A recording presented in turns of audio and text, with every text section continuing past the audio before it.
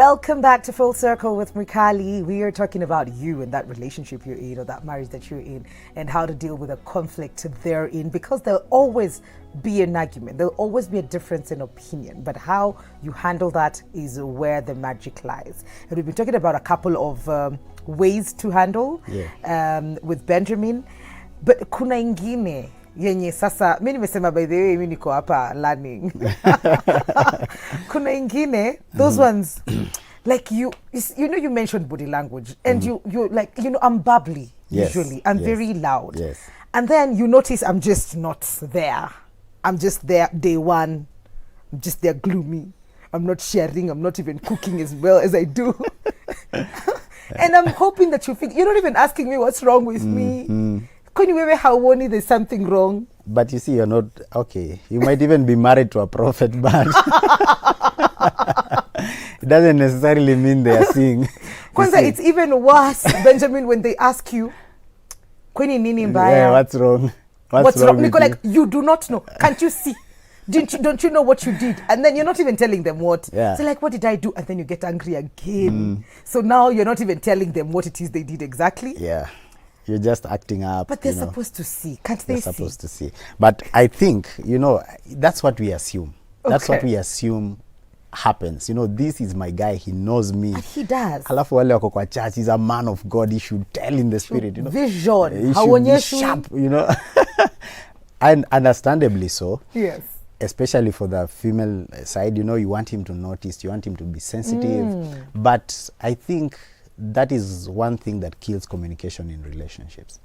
People assume too much, and at times, you know, he might see you're down, but they might interpret it differently than you want. They are noticing there's something wrong, but they're interpreting it differently. So when it's about conflict, if it's about something they have done, you'd rather approach them.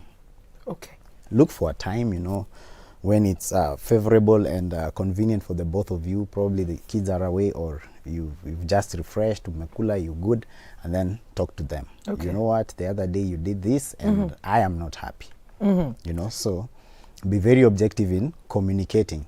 And then I think that we should always, why people sulk and just, you know, kick it back, it's when we want to be petty. It's not a matter of principle. I don't like you very much this morning, but I'm going to take it. We're still going to be friends. Huh?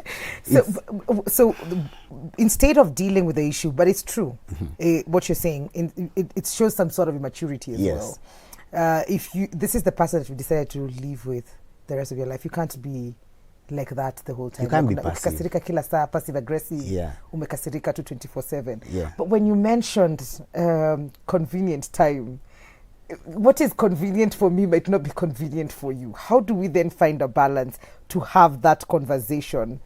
And that's what I was saying. When people sulk, they usually want to go into pettiness. It's not a matter of principle. Because if it's a matter of principle, then it means that in the past you have set down some, you know, some ground rules. If there is an issue to discuss, it's not in the bedroom. The bedroom is a place for intimacy. It's not a place for fighting. We always fight in the living room or outside. So for me, that's our scenario at home. Bedroom ni intimacy. Na maombi. Tuna fight kwa dunia. Yes. So you set those ground rules. Probably it's after dinner, or, you know, right after he's come from work, he's taken a shower, you've served him food. Now you can sit down and tell him, you know, my guy, this is the thing. This is what I need us to talk about. Or you're outside taking a walk, or you could tell them, you could cue, you know, can we take a walk? There's something I need to talk about. And then you go out. Men don't like that statement. They don't. Well, you know, that's how they get into They become defensive. very, very guarded. But so you control that conversation and focus on principal things. Don't be very petty.